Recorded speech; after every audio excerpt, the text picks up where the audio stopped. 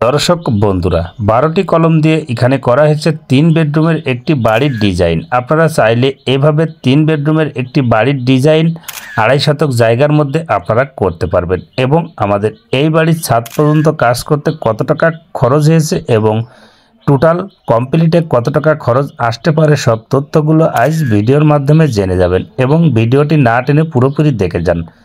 আমাদের এই বিল্ডিংটার দৈর্ঘ্য আছে 36 ফুট, প্রস্থ আছে 30 ফুট, ছাদের স্কোয়ার আছে 1100, জমি লেগেছে 2.5 শতক। এবং আমরা ফাউন্ডেশনের কাজগুলো কিভাবে করেছি, প্রতিটা ব্যাস খোঁচা হয়েছে 6 ফিট এবং ব্যাসগুলো দেওয়া হয়েছে 4 ফিট বাই 5 ফিট, মাঝখানেগুলো দেওয়া হয়েছে 6 ফিট বাই 6 ফিট।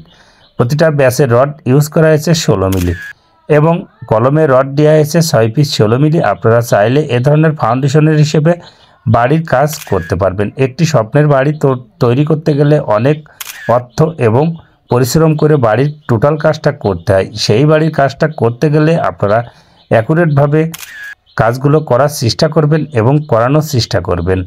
এই বাড়ির আমাদের টোটাল একতলা কমপ্লিটের জন্য খরচ আছে 28 লক্ষ টাকা এবং এতটুকু কাজের জন্য আমাদের এই বাড়ি খরচ হয়েছে 14,50,000 টাকা। আপনারা চাইলে এ ধরনের কাজগুলো করতে পারবেন। এবং আমাদের এখানে যে সিঁড়িটা করা হয়েছে 3 স্টেপে সিঁড়িটা করা হয়েছে।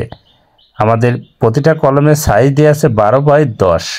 আপনারা চাইলে এ ধরনের কাজগুলো করতে পারবেন। এবং আমরা ব্যাসগুলো খুঁজেছি, ব্যাসে দিয়েছি ভিট বালি 1 ফিট করে এবং তার নিচেই সলিং দিয়ে সিসি ঢালাইটা করা হয়েছে 4 ইঞ্চি এবং তার উপরে ফাউন্ডেশনটা আমরা নির্ভর করেছি।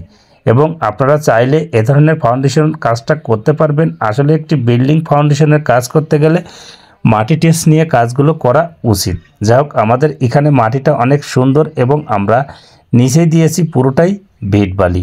আপনারা চাইলে এ ধরনের ভিট বালি দিতে পারবেন। আমাদের এই বিল্ডিংটার এতটুকু কাজের জন্য রডের প্রয়োজন হয়েছে 3350 কেজি। আপনারা চাইলে এ ধরনের কাজগুলো করতে পারবেন।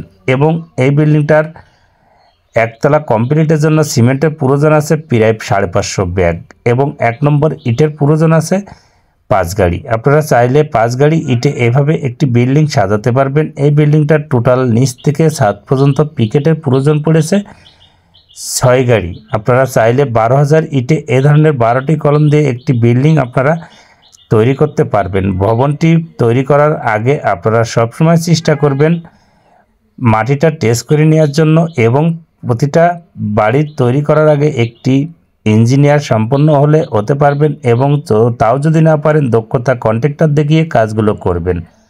আমাদের ভিডিওটি যদি ভালো লেগে থাকে লাইক কমেন্ট একটু শেয়ার করবেন এবং পেজটা যদি নতুন হয়ে থাকেন সাবস্ক্রাইব করে পাশে থাকবেন।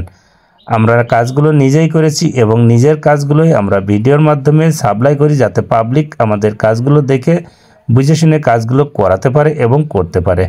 আপনারা চাইলে এ ধরনের ফাউন্ডেশনের উপরে একটি বিল্ডিং তৈরি করতে পারবেন। আমাদের এই